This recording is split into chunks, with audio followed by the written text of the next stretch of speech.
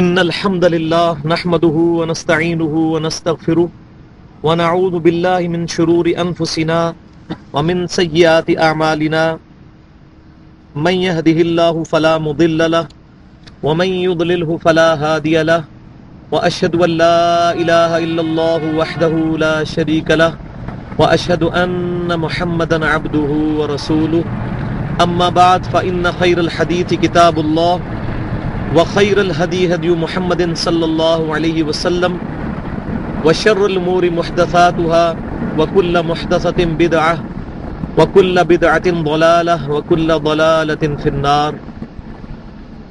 أعوذ بالله السميع العليم من الشيطان الرجيم. بسم الله الرحمن الرحيم. رب اشرح لي صدري ويسر لي أمري واحلل عقدة من لساني يفقهوا قولي. بسم الله الرحمن الرحيم. ان اللہ وملائکتہ یصلون علی النبی یا ایہا الذین آمنوا صلوا علیہ وسلموا تسلیما. اللہم صل علی محمد وعلی آل محمد کما صلیت علی ابراہیم وعلی آل ابراہیم انک حمید مجید. اللہم بارک علی محمد وعلی آل محمد کما بارکت علی ابراہیم وعلی آل ابراہیم انک حمید مجید.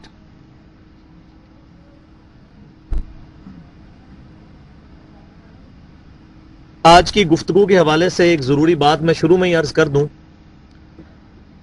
کہ پچھلی دفعہ بھی بعض بھائیوں نے یہ شکایت کی تھی کہ آپ نے ڈیٹیل کے ساتھ سورہ فاتحہ کے مسائل کو کیوں نہیں بیان کیا. تو ہم اس ترجمہ کلاس کے اندر کوشش کریں گے کہ صرف ترجمے کے اوپر اور مختصر تشریح کے اوپر جو ہے اس پر زور دیں. بہت زیادہ ڈیٹیل جو ہے اس سے قرآن پاک کا بعض اوقات ٹیمپر ہو جاتا ہے، اور میں اسی وجہ سے پرسنلی قرآن پاک کی جو لمبی لمبی تفسیریں ہیں نا ان کا سخت مخالف ہوں، کیونکہ اللہ تعالیٰ قرآن پاک میں سورہ حامیم السجدہ کے پہلے ہی رکوع میں فرماتا ہے کتاب فصلت آیاتہ. یہ قرآن پاک وہ ہے جس کی آیتیں خود بخود تفصیل کی گئی ہیں. یہ بڑی جامع آیات ہیں، اور بعض اوقات وہ تفصیل کے اندر بالکل جو مضمون بیان ہوتا ہے اس کو کاؤنٹر کیا گیا جاتا ہے. تو اس اعتبار سے میں مختصر گفتگو کروں گا تاکہ ہمیں یہ کانفیڈنس آئے کہ قرآن پاک ترجمے کے اعتبار سے بھی ایک پرفیکٹ بک ہے.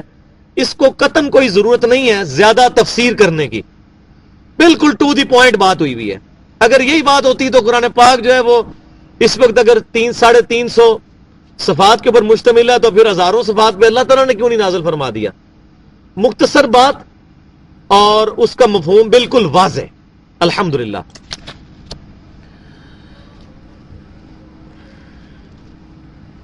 بسم اللہ الرحمن الرحیم. اللہ کے نام سے شروع جو بہت مہربان اور ہمیشہ رحم فرمانے والا ہے. الف لام میم. یہ حروف مقطعات ہیں جن کا مطلب اللہ اور اس کے رسول کے ساتھ خاص ہے. اللہ تعالیٰ نے اپنے نبی صلی اللہ علیہ وسلم کے ذریعے امت کو اس کا مطلب نہیں سکھایا. یا آپ اسی طرح سمجھ لیں جیسے کہ کوڈ ورڈز ہوتے ہیں نا، ہم یہ کبھی فارن کی بنی ہوئی چیزیں خریدتے ہیں، شیمپو وغیرہ یا صابن وغیرہ، تو ان کے اوپر جو ہے وہ ڈیش ڈیش لگی ہوتی ہے، وہ کوڈ ورڈز ہوتے ہیں. یہ قرآن پاک کے کوڈ ورڈز ہیں اور ان کے پیچھے پڑنے کی ہمیں ضرورت ہی نہیں ہے. میں نے قرآن پاک کے تعارف میں یہ بات بتائی تھی کہ سورہ آل عمران کی 7 نمبر آیت میں اللہ تعالیٰ نے یہ کیٹاگوریکلی بات بتائی ہے کہ قرآن پاک کی آیات کی 2 اقسام ہیں. ایک وہ جو محکم آیات ہیں جن کے اندر احکام آئے ہیں، نماز پڑھو، روزہ رکھو، زنا سے بچو، والدین کے ساتھ اس نے سلوک کرو، یتیموں کا مال نہ حق نہ کھاؤ، اولاد کو مفلسی کے ڈر سے نہ قتل کرو. یہ تمام چیزیں احکامات ہیں. تو یہ احکامات، یہ محکم آیات ہیں جو بالکل واضح ہیں. اور سورہ ال عمران میں پھر اللہ تعالیٰ فرماتا ہے کہ دوسری آیات وہ ہیں جو متشابہات ہیں، جن کا علم اللہ کے ساتھ خاص ہے. اور جن لوگوں کے دلوں میں کجی ہوتی ہے، ٹیڑھ پن ہوتا ہے، وہ متشابہات کے پیچھے لگتے ہیں تاکہ اس کا مطلب تلاش کریں، حالانکہ ان کا مطلب اللہ تعالیٰ کے ساتھ خاص ہے. اور جو علم والے ہیں وہ کہتے ہیں یہ تمام آیات ہمارے رب کی طرف سے ہیں، ہم سب پر ایمان لاتے ہیں اور دعا کرتے ہیں ربنا لا تزغ قلوبنا بعد اذ ہدیتنا وہب لنا من لدنک رحمہ انک انت الوہاب.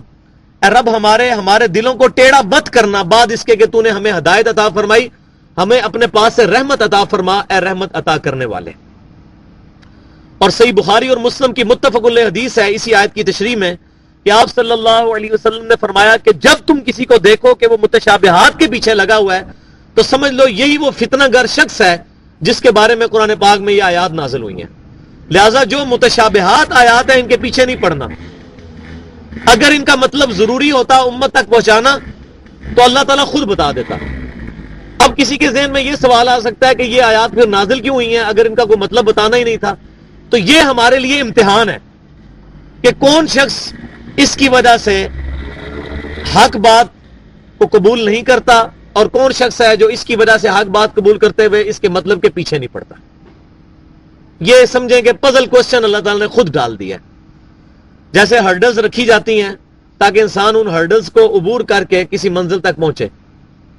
چیکس رکھے جاتے ہیں، دنیا میں بھی امتحان رکھے جاتے ہیں چیک کرنے کے لیے. تو یہ بھی اللہ تعالیٰ کی طرف سے امتحان ہے کہ کون شخص ہے جو اس کے پیچھے پڑ کر حق بات سے اناد کرتا ہے. ایک بات شروع میں مجھے بتانی یاد نہیں رہی، وہ یہ کہ سورہ بقرہ جو ہے یہ مدنی سورت ہے اور اس کے ساتھ جو جوڑا ہے وہ سورہ آل عمران ہے. جو میں نے تعارف میں بتایا تھا قرآن کی ہر سورت جوڑوں کی شکل میں ہے اور اس کا ثبوت الحمدللہ ہمیں صحیح مسلم کی حدیث سے بھی مل گیا. صحیح مسلم میں کتاب الفضائل قرآن چیپٹر میں یہ حدیث موجود ہے کہ نبی صلی اللہ علیہ وسلم نے فرمایا کہ سورہ بقرہ اور سورہ آل عمران یہ الزہراوین ہیں، دو چمکتی ہوئی چیزیں ہیں. یہ دو بادلوں کی صورت میں قیامت والے دن نمودار ہوں گی اور اپنے پڑھنے والوں کے لیے اللہ کے حضور شفاعت کریں گی. تو آپ نے دونوں کا اکٹھا ذکر فرمایا. اور سورہ بقرہ کے بارے میں تو خصوصاً صحیح مسلم کے اندر فضائل قرآن کے چیپٹر میں حدیث موجود ہے کہ آپ صلی اللہ علیہ وسلم نے فرمایا کہ سورہ بقرہ جو ہے یہ پڑھنے سے شیطان بھاگتا ہے اور جادوگر جو ہے اس کو نہیں پا سکتے اس سورت کو. اور اسی کے اندر وہ عظیم الشان آیت بھی موجود ہے جسے ہم آیت الکرسی کہتے ہیں، 255 نمبر آیت. اور سورہ بقرہ کی آخری دو آیات وہ آیات ہیں کہ جو اس دنیا پہ نازل نہیں ہوئی بلکہ شب معراج نبی صلی اللہ علیہ وسلم کو عطا ہوئی. آمن الرسول بما انزل الیہ من ربہ والمؤمنون، جو آخری دو آیات ہیں. تو یہ مختصر سا تعارف اس حوالے سے.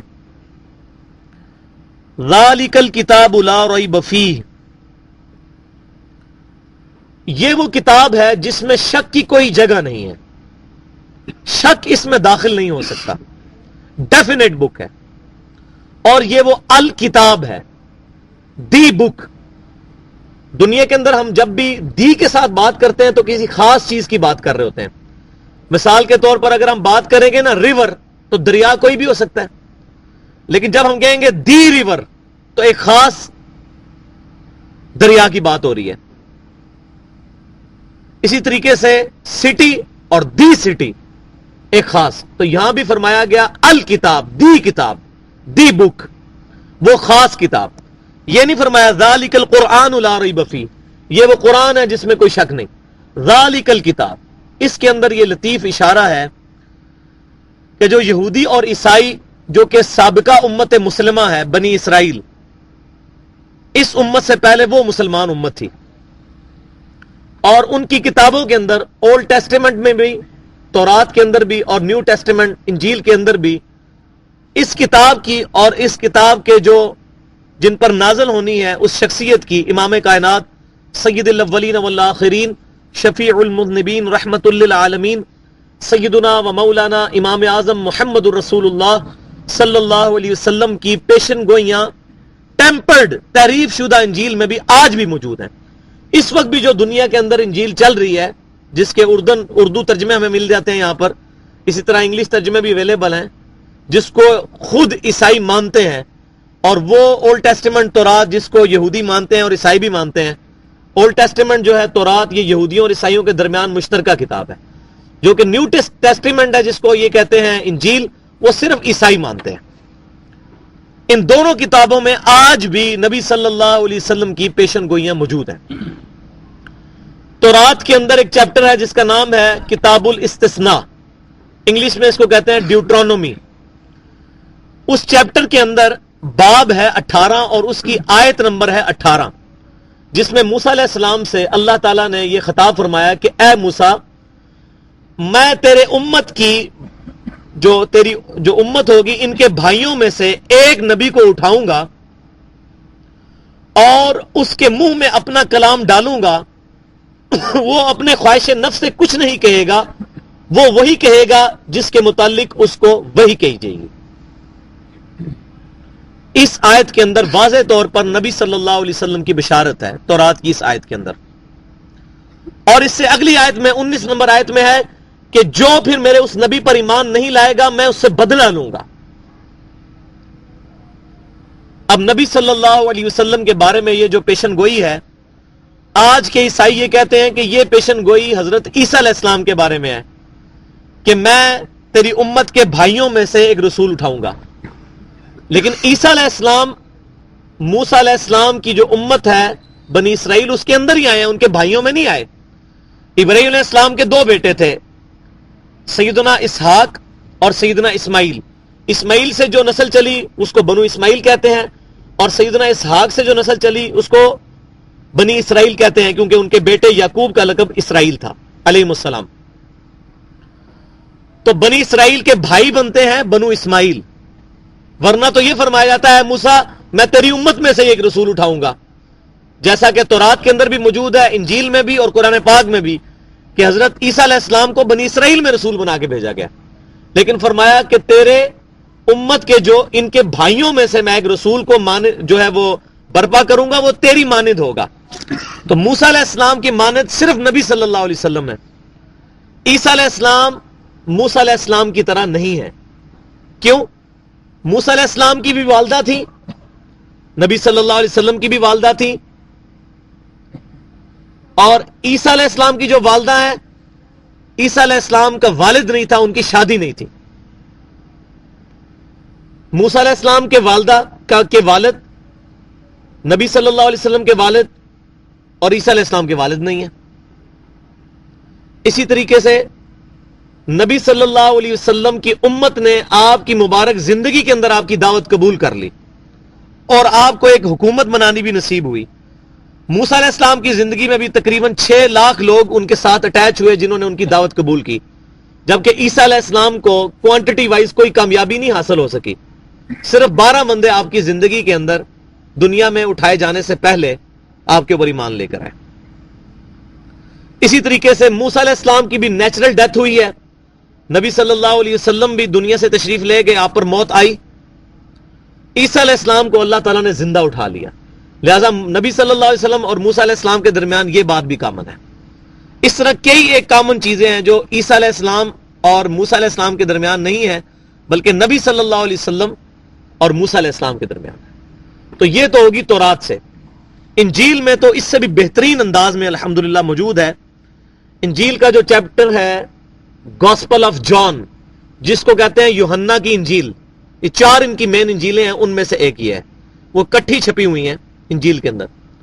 اس کے اندر چیپٹر نمبر ہے 14 اور اس کی آیت نمبر 16 ہے کہ عیسیٰ علیہ السلام کہتے ہیں اپنے حواریوں سے کہ میں اپنے رب سے اس چیز کی درخواست کروں گا کہ وہ تمہارے اندر ایسا مددگار بھیجے، مددگار اس اعتبار سے کہ دینی ریفرنس ہے، تمہاری رہنمائی کرے، کہ وہ مددگار پھر قیامت تک تمہارے ساتھ رہے گا۔ اس آیت کے اندر نبی صلی اللہ علیہ وسلم کی پیشن گوئی ہے کہ آپ صلی اللہ علیہ وسلم جب دین کا علم سکھانے کے لیے آئیں گے تو آپ کا دین پھر قیامت تک کے لیے رہے گا۔ یہ آگے مزید جا کے اس کو ایلیبریٹ میں کرتا ہوں۔ اسی چیپٹر سے اگلا جو چیپٹر ہے گاسپل آف جان میں، چیپٹر نمبر جو 16 ہے، اس کی آیت نمبر 7 ہے کہ عیسیٰ علیہ السلام اپنے حواریوں سے کہتے ہیں کہ میں یہ سچ کہتا ہوں کہ میرا جانا تمہارے لیے فائدہ مند ہے، جب تک میں یہاں سے دنیا سے نہیں جاؤں گا اس وقت تک وہ شخصیت نہیں آئے گی۔ تو عیسائی جو ہیں وہ اس مددگار جو میں نے پچھلی آیت میں ذکر کیا اس سے مراد لیتے ہیں حضرت جبرائیل کو، کیونکہ وہ ٹرینٹی کا جو تثلیث کا ان کا عقیدہ ہے، وہ کہتے ہیں کہ اللہ تعالیٰ، عیسیٰ علیہ السلام اور ہولی گوسٹ حضرت جبرائیل، یہ 3 خدا ہیں، 3 in 1 ٹرینٹی تثلیث کا عقیدہ۔ تو وہ جو آیت پچھلی گزری کہ ایک مددگار بھیجوں گا جو قیامت تک تمہارے ساتھ رہے گا، وہ کہتے ہیں اس سے مراد حضرت جبرائیل ہیں، نبی صلی اللہ علیہ وسلم اس سے مراد نہیں ہے.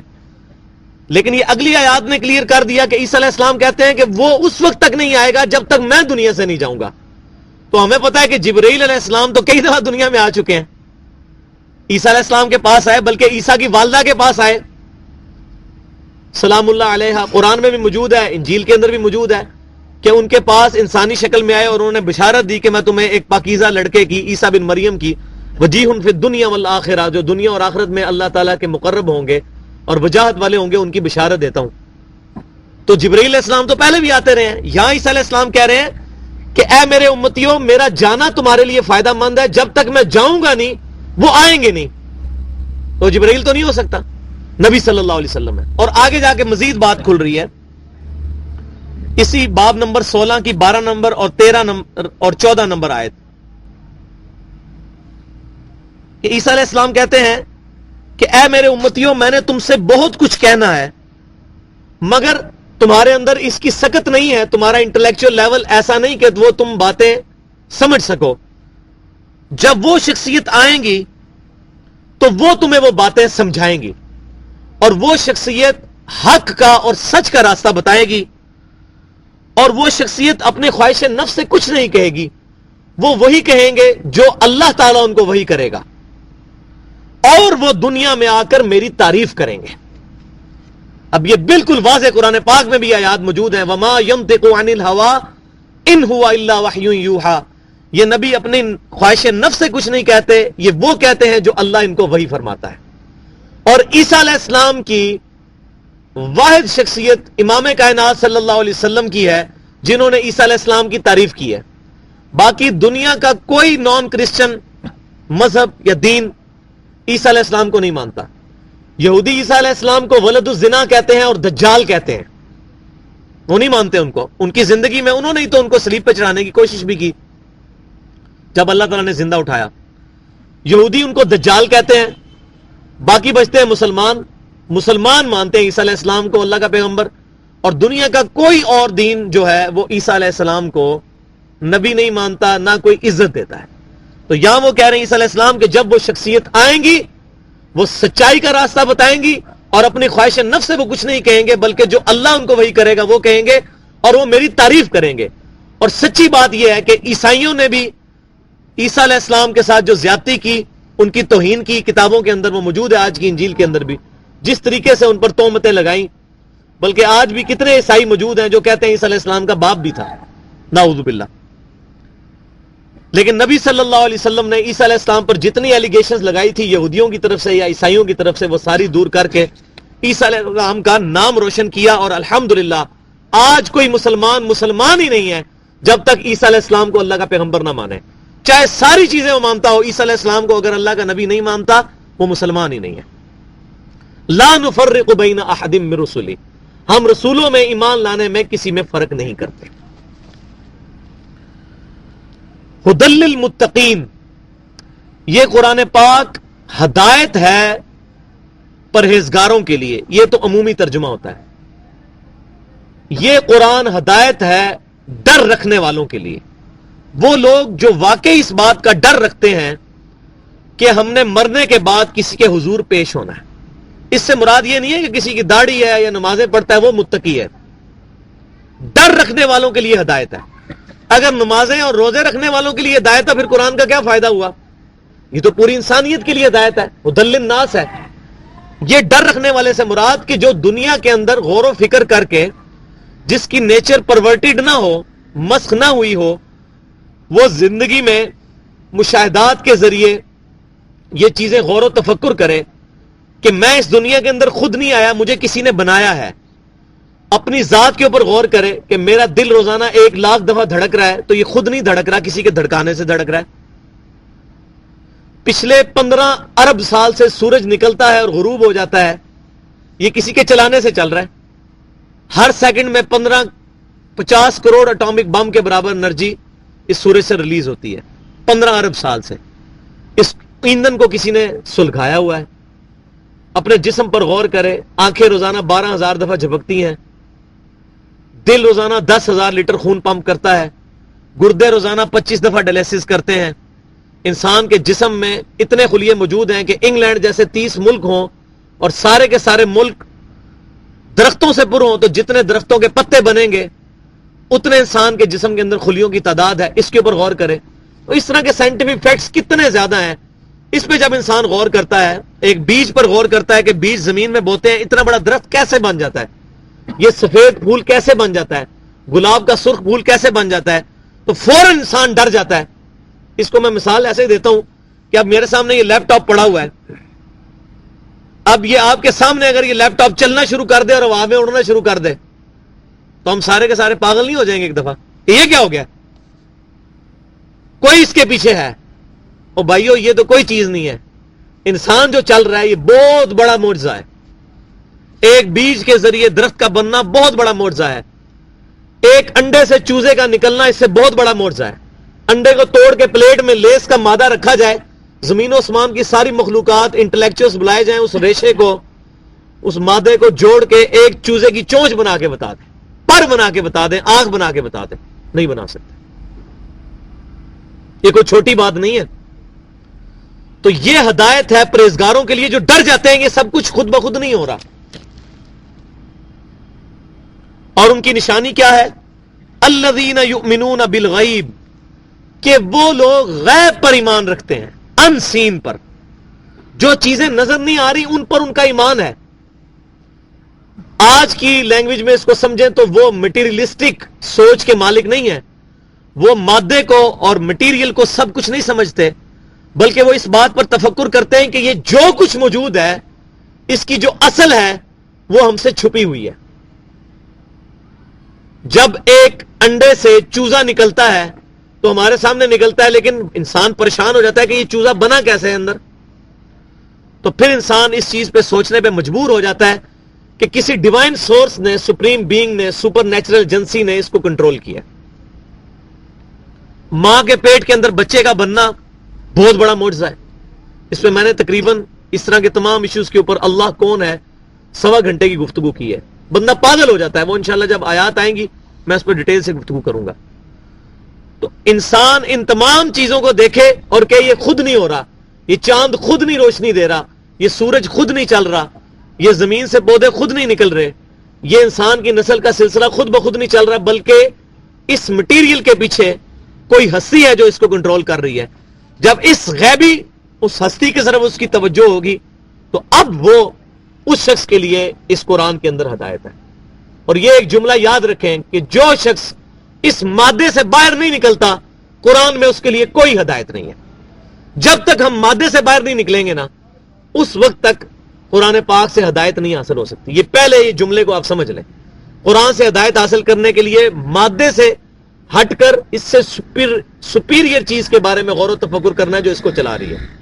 مثال کے طور پہ ہمارا موبائل ہے, ہم موبائل کے ذریعے بات کرتے ہیں, کان سے لگاتے ہیں, مدینہ شریف بات کر لیتے ہیں, مکہ شریف بات کر لیتے ہیں, انگلینڈ امریکہ میں.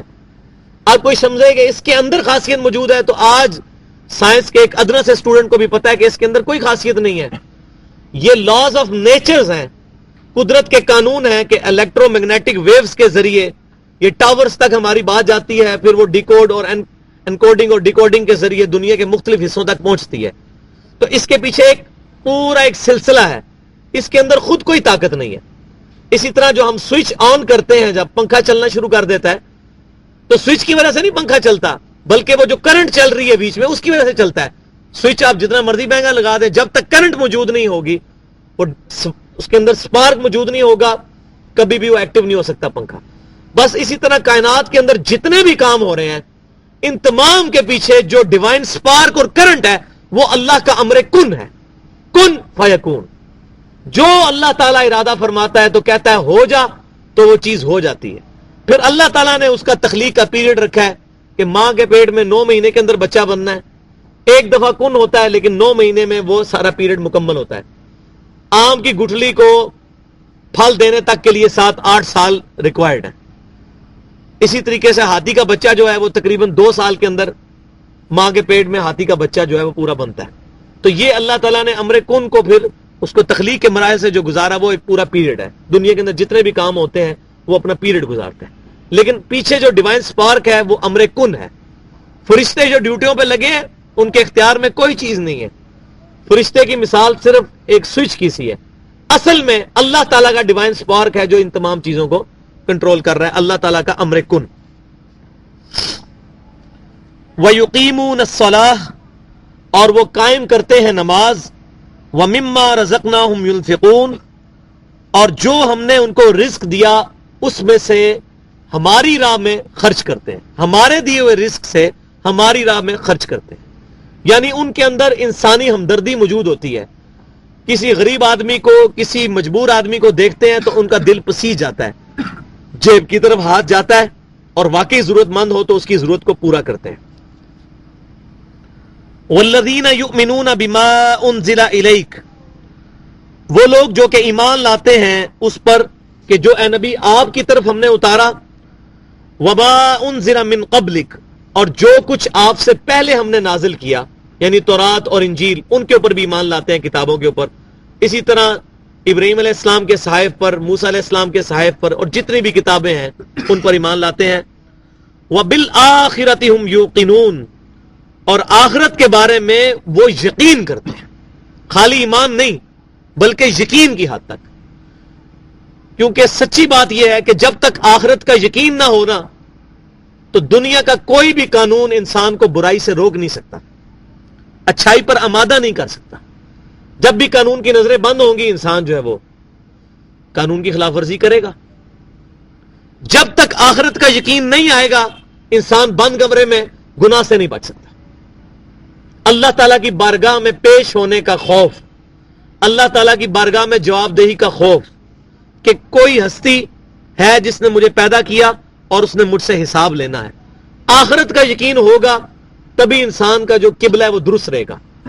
ورنہ انسان داڑھی رکھ لے, نمازیں پڑھنا شروع کر دے, جب تک آخرت اس کے پیش نظر نہیں ہوگی کہ میں نے واقعی جواب دہ ہونا ہے, پھر وہ مسجد میں اگر داڑھی رکھی بھی ہوگی تو مسجد کے چندے میں سے چوری کر کے کھائے گا, باز نہیں آئے گا جب تک آخرت کا یقین نہیں اس کے اندر ہوگا.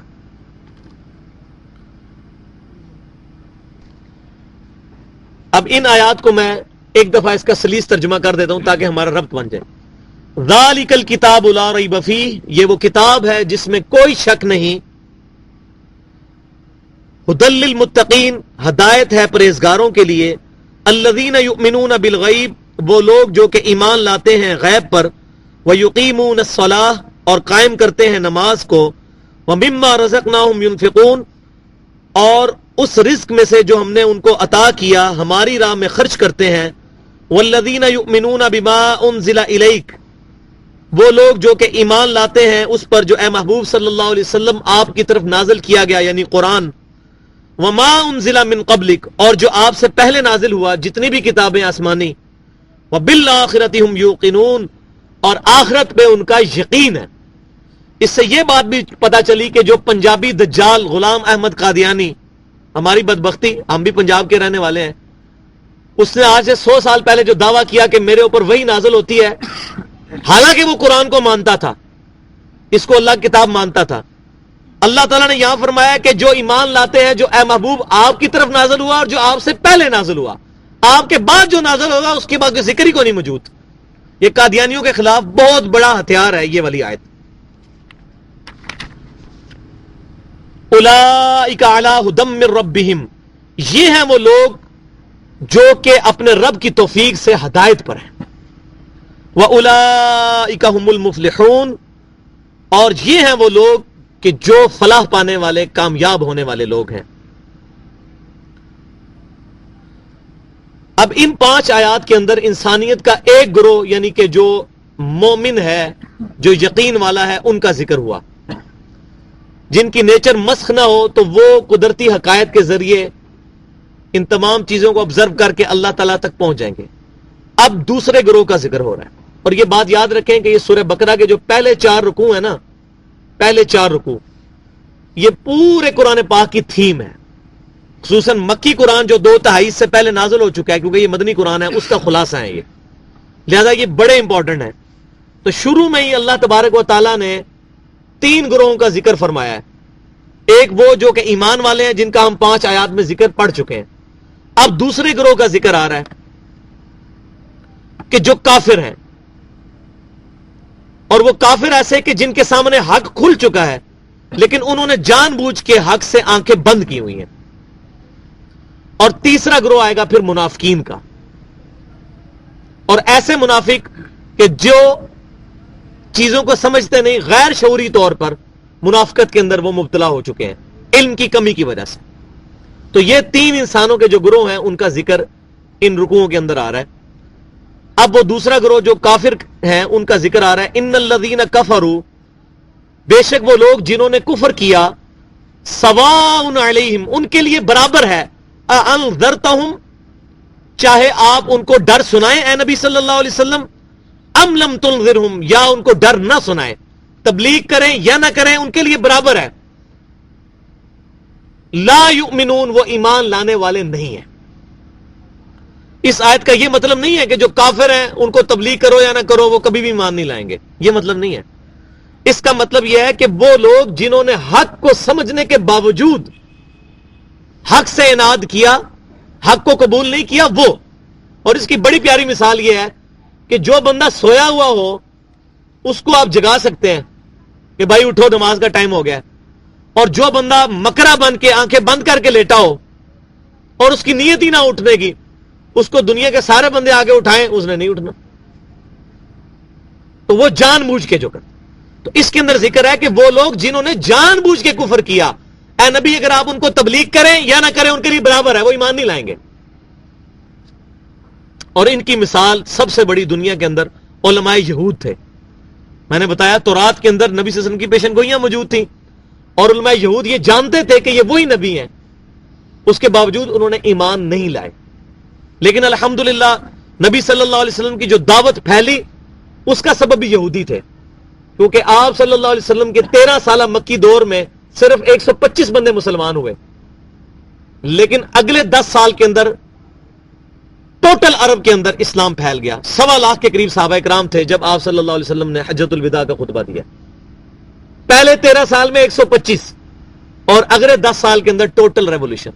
اور اس کی وجہ سے بھی علماء یہودی تھے، کیونکہ سب سے پہلے یہودیوں نے ہی حج کے موقع پر نبی صلی اللہ علیہ وسلم سے آ کر مکہ شریف میں بیعت کی تھی 5-6 بندوں نے، اور پھر انہوں نے مدینہ آنے کی دعوت دی. انصار کون تھے؟ یہ یہودی تھے نا، انہوں نے اسلام قبول کیا. سعد بن عبادہ یہود کے بہت بڑے عالم بھی تھے اور بہت بڑے سردار بھی تھے.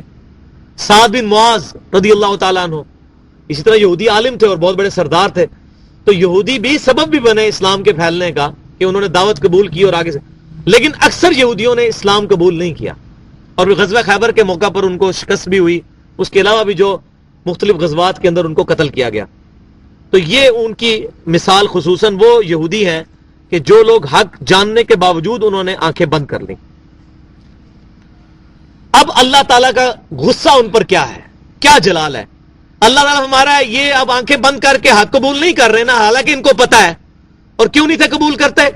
وہ کہتے تھے کہ یہ ہمیں آ کر ایک 52 سالہ شخص نبی صلی اللہ علیہ وسلم ہمیں دعوت دے رہا ہے، اور یہاں تو 80-90 سال کے بزرگ ہماری جو ہیں علماء یہود بیٹھے ہوئے ہیں، ہم ان کو چھوڑ کے نبی صلی اللہ علیہ وسلم کے پیچھے لگ جائیں. وہ اپنے بزرگوں کی وجہ سے حق کو قبول نہیں کرتے تھے. پھر اللہ تعالیٰ نے کمنٹس بھی دیے ہیں سورہ توبہ کی آیت نمبر 31 میں، اتخذوا احبارہم ورہبانہم اربابا من دون اللہ. ان لوگوں نے اپنے بزرگوں کو اور اپنے علماء کو اللہ کو چھوڑ کر اپنا رب مان لیا ہوا ہے. یہ اس حد تک ان کو مانتے ہیں کہ اللہ کے پیغمبر کو بھی قبول نہیں کرتے. اور پہلی خباثت یہ کہ عیسیٰ علیہ السلام آئے، اس وقت بھی یہودی علماء نے ان کو قبول نہیں کیا کہ یہ 33 سال کا لڑکا ہمیں کیا سمجھائے گا، ادھر تو بڑے بڑے بزرگ بیٹھے ہوئے ہیں. ان کو دجال کہنا شروع کر دیا، نعوذ باللہ من ذالک. اور نبی صلی اللہ علیہ وسلم کے بارے میں بھی. اب اللہ تعالیٰ کا غصہ کیا ہے، وہ جو تورات میں بھی ہم پڑھ چکے ہیں، انجیل کے اندر اور تورات کے اندر بھی، کہ جو نبی صلی اللہ علیہ وسلم کی دعوت قبول نہیں کرے گا اللہ تعالیٰ فرماتا ہے میں اس سے بدلہ لوں گا. اب مجھے بتائیں، اللہ تعالیٰ اگر بدلہ لے تو جب کوئی طاقتور ہستی کسی سے بدلہ لے تو اس کو سب سے بڑا نقصان کرے گی. اور سب سے بڑا نقصان کیا ہے انسان کا؟ ایمان برباد ہو جائے. اب اللہ تعالیٰ فرما رہا ہے یہ میں نبی پر ایمان نہیں لائے، تورات میں موجود ہے، میں بدلہ لوں گا ان سے. وہ ڈیوٹرونومی کی آیت نمبر 19 میں، باب نمبر 18 کی. اب وہ بدلہ کیا ہے؟ ختم اللہ علی قلوبہم، اللہ نے ان کے دلوں پر مہر لگا دی، اب یہ ایمان نہیں لائیں گے. وعلی سمعہم، اور ان کے کانوں کے اوپر. وعلی ابصارہم، اور ان کی آنکھوں پر.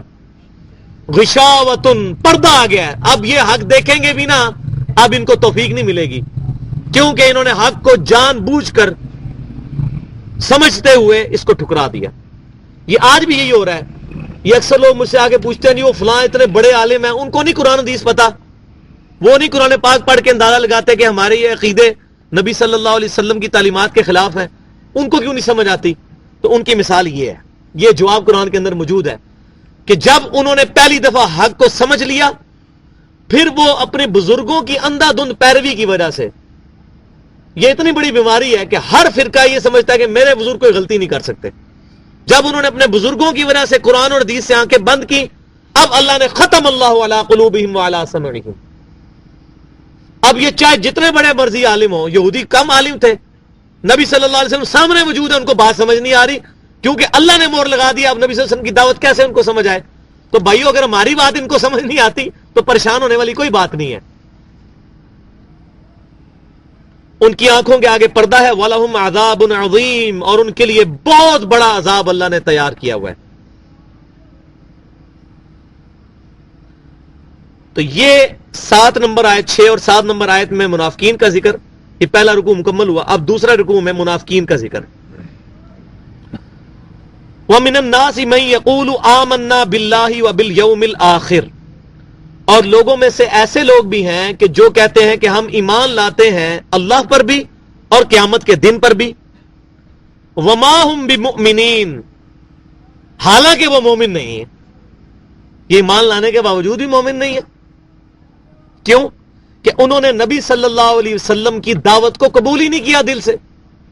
زبانی کلام بھی کہتے رہے کہ ہم اللہ پر ایمان لاتے ہیں، آخرت پر ایمان لاتے ہیں، ایک یہ اس کی تفسیر ہو سکتی ہے، اور دوسرا یہ کہ یہودی جو ہیں وہ آخرت کو اور اللہ کو تو مانتے تھے، ان کا تو جھگڑا سارا نبی صلی اللہ علیہ وسلم کے ساتھ تھا۔ صحیح بخاری کے اندر حدیث موجود ہے، محمد فرق بین الناس، محمد صلی اللہ علیہ وسلم حق اور باطل میں فرق کرنے والی شخصیت ہے۔ حق اور باطل کا فرق جو ہے وہ آپ صلی اللہ علیہ وسلم کی مبارک ذات ہے۔ آج بھی آپ دیکھ لیں کہ آپ صلی اللہ علیہ وسلم کی ذات کنٹروورشل ہے۔ کسی شخص کو یہ کہہ دیں کہ آپ صلی اللہ علیہ وسلم کے علاوہ کوئی شخص حجت نہیں ہے، آپ صلی اللہ علیہ وسلم ہمارے رہنما اور امام اعظم ہے، فوراً اس کو تکلیف ہو جائے گی، وہ کسی اپنے بزرگ کا نام لے لے گا بیچ میں، وہ جی پھر انہوں نے کیا بنے گا، انہوں نے نہیں مانتے۔ ہم سب کو مانتے ہیں لیکن نبی صلی اللہ علیہ وسلم کا امتی مانتے ہیں، پروفٹ کے پیرلل میں کوئی پرسنالٹی نہیں مانتے، الحمدللہ۔ لوگوں میں سے وہ لوگ بھی ہیں جو کہتے ہیں کہ ہم ایمان لائے اللہ پر اور یوم آخرت پر، وہ مومن نہیں ہے۔ یخادعون اللہ والذین آمنوا، اور وہ اصل میں دھوکہ دینے کی کوشش کر رہے ہیں اپنے ذہن کے مطابق اللہ کو اور ایمان والوں کو۔ وما یخدعون الا انفسهم وما یشعرون، حالانکہ وہ دھوکہ نہیں دے رہے بلکہ اپنے آپ کو ہی دے رہے ہیں دھوکہ، ایمان نہیں لا رہے تو اپنا ہی نقصان کر رہے ہیں۔ اب کیا کرتے تھے، مومنوں کے پاس جاتے تھے، کہتے تھے ہم مانتے ہیں جی، ہم مسلمان ہیں، اور جب اپنے یہودیوں کے علماء کے پاس جاتے تھے تو کہتے تھے جی ہم مذاق کر رہے ہیں ان کے ساتھ، ہم تو آپ کے ساتھ ہیں۔ تو دونوں طرف رہتے تھے، منافقانہ ان کا کردار تھا، اور وہ یہ سمجھتے تھے دیکھو ہم مسلمانوں کو بھی دھوکہ دے رہے ہیں، اللہ کو بھی، ان کے اللہ کو بھی پتہ نہیں چل رہا، مسلمانوں کو بھی۔ اللہ بتا رہا ہے کہ اصل میں تو دھوکہ اپنے آپ کو دے رہے ہیں، اور سب سے بڑی بات یہ ہے کہ ان کو خود بھی شعور نہیں ہے کتنا بڑا دھوکہ ہے، کہ ان کو سمجھ نہیں آ رہا کہ ہم اپنا نقصان خود کر رہے ہیں۔ فی قلوبہم مرض، ان کے دلوں میں ہے ایک بیماری۔ بیماری وہی کہ آنکھیں بند کی ہوئی ہیں حق سے سمجھنے کے باوجود۔ فزادہم اللہ مرضا، تو اللہ تعالیٰ نے زیادہ کر دیا ان کا مرض۔ ان کے اندر بیماری موجود تھی، اللہ تعالیٰ نے کہا ٹھیک ہے اب تم اسی کے قابل ہو، میں تمہارا مرض اور جو ہے بڑھاتا ہوں۔ جیسے دنیا کے اندر بھی اللہ تعالیٰ سرکش لوگوں کو ڈھیل دیتا ہے تاکہ ان پہ بڑا عذاب واجب ہو جائے۔ ظاہر ہے بڑے غلطیاں کریں گے، بڑے گناہ کریں گے، قیامت والے دن بڑا عذاب ہوگا، اللہ تعالیٰ ڈھیل دیتا ہے۔ وَلَهُمْ عَذَابٌ عَلِيمٌ، اور ان کے لیے ہے دردناک عذاب۔ کافروں کے لیے آیا تھا بڑا عذاب، ان کے لیے دیکھیں کتنا سخت لفظ ہے کہ دردناک عذاب۔ بِمَا كَانُوا يَكْذِبُونَ، اس چیز کے بدلے میں کہ وہ جھٹلاتے تھے اور جھوٹ بولا کرتے تھے۔ وَإِذَا قِيلَ لَهُمْ لَا تُفْسِدُوا فِي الْأَرْضِ، اور جب ان سے کہا جاتا ہے کہ زمین میں فساد مت کرو، یعنی حق بات صحیح سے قبول کرو، یہ کیا دو نمبری ہے، منافقت ہے۔ نفق کہتے ہیں عربی میں سرنگ کو، کہ ایک منہ ادھر بھی رکھا ہوا ہے ایک منہ ادھر بھی رکھا ہوا ہے, ایک طرف آؤ. جب ان سے کہا جاتا ہے کہ زمین میں فساد مت مچاؤ تو کہتے ہیں قالوا انما نحن مصلحون, وہ کہتے ہیں بے شک ہم تو اصلاح کرنے والے ہیں, ہم فساد کرنے والے کہاں سے ہیں, ہم تو اصلاح کرنے والے ہیں. الا انہم هم المفسدون, ہوشیار ہو جاؤ, بی اویئر کہ بے شک یہ لوگ فسادی ہیں. ولکن لا یشعرون, اور ان کو خود بھی نہیں پتا کہ یہ فساد کر رہے ہیں, اپنے آپ کو دھوکہ دے رہے ہیں. وَإِذَا قِيلَ لَهُمْ آمِنُوا كَمَا آمَنَ النَّاسِ, اور جب ان کو کہا جاتا ہے کہ بھائیو ایمان لے کر آؤ کہ جس طرح دوسرے لوگ ایمان لے کے آئے, صحابہ کرام علیہم رضوان, صحیح پکے مومن بن جاؤ, دو کشتیوں کے مسافر نہ بنو. اتنے سارے اماموں کو, بزرگوں کو چھوڑ کر نبی صلی اللہ علیہ وسلم کو اپنا امام مان لو. تو کہتے ہیں قالوا انؤمن كما آمن السفهاء, تو کہتے ہیں کہ ہم ان لوگوں کی طرح ایمان لیں جو بیوقوف لوگ ہیں. استغفر اللہ, یعنی فنیٹکس ایکسٹریمسٹ ہیں, ان کو نہیں پتا کہ اس دور کے اندر داڑھی رکھنے والا بندہ کامیاب نہیں ہو سکتا, دین پہ چلنے والا بندہ دنیا میں ناکام ہو جائے گا, جو بندہ سود نہیں کھائے گا وہ دنیا میں اپنے گھر کا خرچہ نہیں پورا کر سکتا, جو بندہ حرام کے ذریعے ناپ میں کمی کر کے مال نہیں کمائے گا اس کا تو خرچہ ہی پورا نہیں ہوگا. یہ کیسے بیوقوف لوگ ہیں کہ جو بن دیکھے خدا کے اوپر ایمان لاتے ہیں اور اس کی احکامات کی پیروی کرتے ہیں, ان کو فاقے بھی دیکھنے پڑتے ہیں. تو ان بیوقوفوں کی طرح ہم ایمان لیں. استغفر اللہ. اب اللہ تعالیٰ کی طرف سے جواب آ رہا ہے, الا انہم هم السفہاء, آگاہ ہو جاؤ کہ یہ بیوقوف لوگ ہیں. صحابہ کرام بیوقوف نہیں ہیں, یہ بیوقوف ہیں. صحابہ کرام تو بڑے عقل مند ہیں کہ انہوں نے دنیا کی تھوڑی سی زندگی دے کر آخرت کی اربوں سال کی زندگی اللہ سے خرید لی ہے. صحیح مسلم کے اندر حدیث موجود ہے کہ دنیا اور آخرت کی زندگی کی مثال اس طرح ہے جیسے کوئی سوئی ڈبوئے سمندر کے اندر, اس کے ساتھ جتنا پانی لگتا ہے یہ دنیا کی زندگی اور سمندر آخرت کی زندگی انلمیٹڈ. یہ تو بڑے سمجھدار ہیں, انہوں نے تو تھوڑی سی زندگی اللہ کو دے کر آخرت کی زندگی خرید لی ہے اللہ تعالیٰ سے.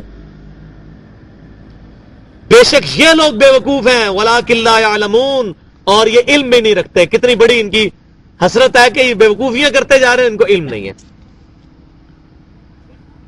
وَإِذَا لَقُوا الَّذِينَ آمَنُوا قَالُوا آمَنَّا, جب یہ ملتے ہیں ایمان والوں سے یعنی صحابہ کرام سے تو کہتے ہیں ہم ایمان لے کر آئے. وَإِذَا خَلَوْا إِلَىٰ شَيَاطِينِهِمْ, اور جب یہ علادہ ہوتے ہیں اپنے شیطانوں کی طرف. اللہ نے شیطان کہہ دیا ان کو, ان علماء کو شیطان کہہ دیا, یہودی علماء کو. وہ شیطان ہی ہوتے ہیں وہ علماء جو حق کو جاننے کے باوجود حق بات کو قبول نہیں کرتے اور لوگوں بھی گمراہ کرتے ہیں. اپنے شیطانوں کے پاس جب جاتے ہیں کہتے ہیں قالوا انا معکم, کہ حضرت صاحب آپ نہ پریشان ہو, اسی تہاڈے مرید ہاں, تہاڈے نال ہی, اسی کوئی استانہ اپنا بدلیا نہیں ہے, اسی کو اپنا گروہ بدل نہیں لیا, اسی تہاڈے نال ہی ہاں. انما نحن مستہزئون, ان کے ساتھ تو ہم صرف مذاق کرتے ہیں. درس میں چلے بھی جاتے ہیں, درس قرآن سننے کے لیے تو مذاق کے لیے جاتے ہیں. ہم نے کون سا چینج ہونا ہے؟ یہ اللہ معافی دے, ہمارے پہ بھی یہ وقت تھا آج سے 2 سال پہلے. اپنی زندگی کے 30-31 سال اسی طرح قرآن سنتے بھی تھے تو بس ٹھیک ہے یار, ہے قرآن, سیریس نہیں لیتے تھے. کیونکہ قرآن کو مانے تو پھر بزرگ غلط ماننے پڑتے ہیں. تو ہم کہتے ہیں کہ ہمیں کوئی یہ بندہ کہتا ہے نا یہ بزرگوں کے گستاخ ہیں, ہم کہتے ہیں لاؤ بزرگوں کا گستاخ کافر ہو سکتا ہے لیکن نبی کا گستاخ کافر ہے. ٹھیک ہے, ہم بزرگوں کے گستاخ ہیں آپ کے زوم میں, حالانکہ ہم نہیں ہیں. تو اگر ہم ہیں بھی ہیں تو ہم کافر تو نہیں, زیادہ سے زیادہ گنہگار ہوں گے. اور تم اپنے بزرگوں کی غلط تعلیمات جو شاید ان کی نہیں ہے, تبدیل ہو چکی ہیں, ان کی وجہ سے نبی صلی اللہ علیہ وسلم کی احادیث کو ٹھکرا رہے ہو اور قرآن کی تعلیمات کو ٹھکرا رہے ہو. تم اپنے ایمان کی فکر کرو, تمہارا تو ایمان ہی گیا. تو کہتے ہیں کہ اے ہمارے علماء شیاطین, ہم تمہارے ساتھ ہیں. انما نحن مستہزئون, ان کے ساتھ تو ہم مذاق کر رہے ہوتے ہیں. اب اللہ تعالیٰ پھر کمنٹس دے رہا ہے, اللہ یستہزئ بہم, اللہ ان کے ساتھ استہزاء فرما رہا ہے اپنی شان کے لائق. یہ کیا مذاق کر رہے ہیں مومنوں کے ساتھ؟ اللہ تعالیٰ ان کے ساتھ استہزاء فرما رہا ہے اپنی شان کے لائق. وَيَمُدُّهُمْ فِي طُغْيَانِهِمْ يَعْمَهُونَ, اور ان کو ڈھیل دے رہا ہے تاکہ اپنی گمراہی کے اندر بھٹکتے رہیں. ڈھیل دے رہا ہے, یہ بس آگے سے آگے دلدل میں چلتے جائیں. یہ یہی سمجھیں گے کہ آگے زمین ہے لیکن دلدل میں گھستے چلے جائیں گے. اب اللہ تعالیٰ کے وہ کمنٹس آ رہے ہیں، اولئک الذین اشتروا الضلالۃ بالہدی، یہ وہ بدبخت لوگ ہیں منافق کہ جنہوں نے ہدایت کے بدلے گمراہی خرید لی ہے، ہدایت کو چھوڑ کے گمراہی خرید لی ہے. فما ربحت تجارتہم، تو ان کی تجارت ان کو نفع نہیں دے گی، یہ تو بڑی انہوں نے غلط تجارت کر لی ہے. وما کانوا مہتدین، اور نہ ہی یہ لوگ ہدایت یافتہ ہوں گے، نہ یہ لوگ راہ جاننے والے ہوں گے. اب دو مثالیں آ رہی ہیں، یہ قرآن پاک میں چند بہترین مثالوں میں سے ہیں. ویسے تو پورا قرآن ہی بہترین ہے، لیکن چند چیزیں اللہ تعالیٰ نے ایکسٹرا آرڈنری چند جگہوں پر بیان کی ہوتی ہیں، اس کانٹیکسٹ میں کہیں اور بیان نہیں ہوتی. پہلے کے اندر جو ہے وہ کافروں کی مثال آ رہی ہے جو جان بوجھ کر حق کو ڈینائی کرتے ہیں، اور دوسری مثال آئے گی ان منافقین کی کہ جو علم کے بغیر صرف دین پر چلنے کی وجہ سے، دین میں جب مشکلات آتی ہیں اس کی وجہ سے دین چھوڑ کے چلے جاتے ہیں. یہ بڑی زبردست مثالیں ہیں، اور ان مثالوں کو آپ یہ نہ سمجھیں کہ یہ یہودیوں کے بارے میں ہے. یہ قرآن پاک نازل تو ان سرکمسٹانسز پہ ہوا ہے، لیکن یہ قیامت تک کے لیے ہدایت ہے. ان کے ذریعے ہم نے ہدایت حاصل کرنی ہے الحمدللہ. مثلہم کمثل الذی استوقد نارا، ان لوگوں کی مثال اس شخص کی سی ہے کہ جس نے آگ روشن کی. فلما اضاءت ما حولہ، تو جب اس آگ کی وجہ سے ارد گرد ساری طرف روشنی ہو گئی، یعنی نبی صلی اللہ علیہ وسلم نے توحید کا جب نور کی شمع روشن کی اور اس کی وجہ سے ساری طرف روشنی ہو گئی، حق بالکل واضح ہو گیا، باطل الگ نظر آنے لگا، حق اور باطل میں فرق آ گیا، اور لوگوں کو اس توحید کی روشنی کی وجہ سے حق تک پہنچنا آسان ہو گیا. ذہب اللہ بنورہم، اللہ تعالیٰ ان کی آنکھوں کا نور لے گیا. اب روشنی تو ہو گئی ہے، لیکن اگر کسی اندھے کی آنکھیں چلی جائیں، کسی انسان کی آنکھیں ختم ہو جائیں، اب یہاں بے شک 1000 واٹ کا بلب روشن کر لیں، اگر آنکھوں کی بینائی ختم ہو جائے تو روشنی کس کام کی؟ تو اللہ تبارک و تعالیٰ ان کافروں کی مثال دے رہا ہے جو پہلے آئے تھی نا، کہ جو لوگ جان بوجھ کر نبی صلی اللہ علیہ وسلم کی دعوت قبول نہیں کرتے. تو ان لوگوں کی مثال ایسی ہے کہ جیسے ایک شخص نے آگ روشن کی، اس کی وجہ سے ہر چیز روشن ہوگی. اب چاہیے تو یہ تھا کہ حق اور باطل واضح ہو جاتا، لیکن اس خبیث نے جب اپنی آنکھیں بند کی، نبی صلی اللہ علیہ وسلم کی دعوت سے اپنی آنکھیں بند کر لیں، ذہب اللہ بنورہم، اللہ تعالیٰ نے اس کی آنکھوں کی بینائی، یعنی جو انٹلیکٹ تھا وہ اللہ تعالیٰ نے ان سے چھین لیا. اب ان کو نظر نہیں آ رہا، باہر تو روشنی چلی ہے لیکن ان کو حق نظر ہی نہیں آ رہا. اور یہ کیوں ہوا کہ انہوں نے حق کو ڈینائی کیا؟ یہ اللہ تعالیٰ نے ظلم نہیں کیا، وہ پہلے آ چکا ہے. وَتَرَكَهُمْ فِي ظُلُمَاتٍ لَا يُبْصِرُونَ، اور ان کو چھوڑ دیا ہے گپ اندھیروں کے اندر جہاں ان کو کوئی چیز نظر نہیں آ رہی. صُمٌّ بُكْمٌ عُمْيٌ فَهُمْ لَا يَرْجِعُونَ، یہ بہرے ہیں، یہ گونگے ہیں، یہ اندھے ہیں، اور اب یہ حق کی طرف پھرنے والے نہیں ہیں. وہی جو پہلے آیا تھا، ختم اللہ علی قلوبہم وعلی سمعہم وعلی ابصارہم، یہ ان کی مثال آ رہی ہے.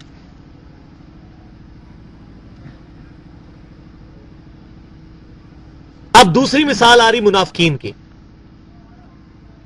او کصیب من السماء فیہ ظلمات ورعد وبرق، یا پھر مثال اس کی کہ آسمان سے ایک زوردار بارش نازل ہوئی جس کے اندر اندھیرا بھی ہے اور گرج بھی ہے، یعنی کہ بادلوں کی وجہ سے اندھیرا چھا گیا اور کبھی کبھی گرج بھی آتی ہے جس کی وجہ سے روشنی ہوتی ہے، اور اس کے اندر چمک بھی موجود ہے، برق بھی ہے.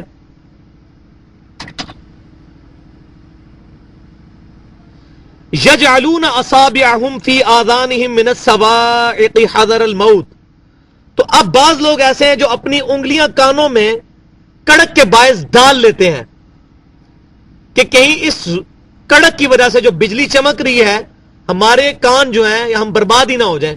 جیسے بعض اوقات کبوتر بلی کو دیکھ کے آنکھیں بند کر لیتا ہے کہ بلی غائب ہوگی، بلی تو نہیں غائب ہوئی، تو آنکھیں بند ہونے سے تو نہیں. تو اسی طریقے سے جو لوگ دعوت حق قبول نہیں کر رہے منافقین، ان کی مثال ایسی ہے کہ یہ اسلام کی بارش ہو رہی ہے، اس بارش کے اندر کڑک بھی موجود ہے کہ تکلیفیں بھی آنی ہیں. وَلَنَبْلُوَنَّكُمْ بِشَيْءٍ مِّنَ الْخَوْفِ وَالْجُوعِ، تمہیں بھوک کے ذریعے، بیماری کے ذریعے، نقصان کے ذریعے آزمانا بھی ہے. اب یہ کڑک بھی ہو رہی ہے. اچھا، پھر روشنی بھی ہے، کبھی کامیابیاں بھی آتی ہیں، اور بھی جب کڑک آتی ہے، جب تکلیفیں اللہ کی طرف سے آتی ہیں، یہ فوراً کانوں میں انگلیاں ڈال لیتے ہیں، یعنی کہتے ہیں اب ہم نے اسلام پہ نہیں چلنا، یہ ہم اس دین پہ کیسے چلیں جس کے اندر اتنی تکلیفیں آ رہی ہیں، کسی کے بازو کٹ رہے ہیں، کسی کی آنکھیں نکل رہی ہیں، کبھی بلال حبشی رضی اللہ تعالیٰ عنہ کو جو ہے وہ لٹایا جاتا ہے گرم ریت کے اوپر، اسی طرح سیدنا خباب کے اوپر جو ہے وہ گرم سیخیں چلائی جاتی ہیں ان کی پیٹھ کے اوپر، اور اس طرح صحابہ کرام کی تکلیفیں. تو یہ جو لوگ ہیں منافقین، یہ اپنے کانوں میں جو ہے نا وہ موت کے ڈر سے انگلیاں ڈال لیتے ہیں. من سوائق حذر الموت، موت کی کڑک کے ڈر کے باعث. واللہ محیط بالکافرین، اللہ تعالیٰ تو گھیرے ہوئے کافروں کو. اب یہ کان میں انگلیاں ڈال لینے سے وہ بچ تو نہیں جائیں گے، اگر ان کی موت آئی ہے تو انہوں نے مرنا ہے. یکاد البرق یخطف ابصارہم، قریب ہے کہ بجلی اچک لے ان کی بینائی، ان کی بینائی بجلی اچک لے.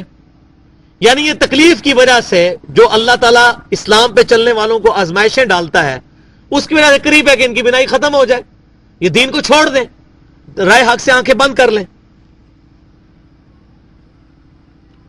کلما اضاء لهم مشوا فیہ، جب کبھی روشنی آتی ہے تو یہ بیچ میں چلنا شروع کر دیتے ہیں. یعنی جب مسلمانوں کو فتوحات ہوتی ہیں تو منافقین کہتے ہیں ہاں جی ہم بھی آپ کے ساتھ تھے، ہمیں آپ مال غنیمت میں سے دیں، آسان میٹھا میٹھا جو ہے ہاف ہاف کوڑا کوڑا تھو تھو. آج بھی لوگ کہتے ہیں جی ٹھیک ہے دین کو ہم نے لینا ہے انشاءاللہ، جی دین پہ چل رہے ہیں نا جی، داڑھی رکھی ہوئی ہے، نمازیں بھی پڑھتے ہیں، لیکن کاروبار حرام ہے، کاروبار کے اندر سود موجود ہے، اسی طریقے سے کم ناپ تولنا والا ہے چکر ہے، کسی کو دھوکہ دینے والا ہے، جی باقی کام بھی تو کر رہے ہیں. تو اسلام کیا ہے؟ ادخلوا فی السلم کافہ، مکمل کے مکمل دین کے اندر داخل ہو جاؤ. یہ ایک ٹوٹل پیکج ہے جو آپ نے لینا ہے، جزوی دین نہیں لینا، پورے کا پورا دین لینا ہے. یہ نہیں کہ چند مرضی کی چیزیں مان لی، اور جی نکاح کرنا بھی سنت ہے نا جی، یہ جی بال بچوں کا پیٹ پالنا بھی تو سنت ہے نا جی، اس کی آڑ کے اندر اللہ تعالیٰ کے احکامات کو پامال کر دیا. اور اس نکاح کی آڑ کے اندر 3-3 4-4 سال جو ہے وہ بغیر نکاح کے لڑکیوں کے ساتھ دوستیاں، اور لڑکیوں کی لڑکوں کے ساتھ موبائل پہ دوستیاں، اور یہ بھی تو سنت ہے نا جی. تو جب کبھی روشنی آتی ہے اور آسانی ہوتی ہے یہ چلنا شروع کر دیتے ہیں. وَإِذَا أَظْلَمَ عَلَيْهِمْ قَامُوا، اور جب اندھیرا چھا جاتا ہے اللہ تعالیٰ کی طرف سے، جب آزمائش جاتی ہے مسلمانوں میں، یہ کھڑے ہو جاتے ہیں جی ہم نہیں اب چل سکتے جی، بس اب کیا کریں جی، اللہ سے تو بال بچوں کا پیٹ ہی نہیں بھرا جاتا. وَلَوْ شَاءَ اللَّهُ لَذَهَبَ بِسَمْعِهِمْ، اگر اللہ تعالیٰ چاہے تو لے جائے ان کے سننے کی قوت بھی، یعنی ان کا حال بھی اللہ تعالیٰ چاہے تو کافروں والا ہی کر دے، لیکن ان کے اندر تھوڑی سی چھوٹ موجود ہے، کیونکہ کبھی ایمان پہ چلتے ہیں کبھی نہیں چلتے. عین ممکن ہے کہ ایک وقت آئے، اللہ تعالیٰ ان کو پیار سے سمجھا رہا ہے کہ عین وقت ہے کہ اس سمجھنے کی وجہ سے وہ پکے پکے اس طرف آ جائیں، کیونکہ درمیان میں ہے نا، کبھی چلتے ہیں کبھی نہیں چلتے. لیکن اللہ تعالیٰ ان کو دھمکی بھی دے رہا ہے کہ قریب ہے کہ اگر میں چاہوں تو تمہاری سننے کی قوت لے لوں، وَأَبْصَارِهِمْ، اور تمہاری دیکھنے کی بھی قوت، اسی طرح جس طرح کافروں کی لی ہے. ان اللہ علی کل شیء قدیر، بے شک اللہ تعالی ہر چیز پر قادر ہے. تو یہ دو مثالیں الحمدللہ، میں بڑے عرصے تک یہ مثالیں پڑھتا تھا، مجھے سمجھ نہیں آتی تھی. اللہ کا شکر ہے کہ میں نے کافی تفاسیر بھی دیکھی، پھر اس کے اوپر ایمفسائز کیا، تو یہ دونوں مثالیں سمجھ آئیں کہ یہ مثالیں کتنی زبردست مثالیں ہیں، اور اسے کس پیارے انداز کے اندر اللہ تبارک و تعالیٰ نے امت محمدیہ صلی اللہ علیہ وسلم کو یہ بتایا. تو آج الحمدللہ ہمارے 2 رکوع مکمل ہوئے ہیں، اور یہ دونوں رکوع ایک ٹاپک تھے، ایک ٹاپک پورا مکمل ہوا ہے. وہ ٹاپک کیا تھا کہ اس میں پہلی چیز یہ ہے کہ نبی صلی اللہ علیہ وسلم پہ یہ جو کتاب نازل ہوئی ہے یہ الکتاب ہے، جس کا ذکر تورات اور انجیل کے اندر بھی موجود ہے، پیشن گوئیاں وہاں موجود ہیں. پھر اس کے بعد 2 طویل رکوع اس بحث پر تھے کہ انسانیت 3 گروہوں میں بٹ جاتی ہے. ایک وہ لوگ ہوتے ہیں جو ایمان والے ہوتے ہیں، جو آگے بڑھ کے دعوت قبول کر لیتے ہیں، اب جو بھی ان کے ساتھ ہو وہ چلنے کے لیے تیار ہیں.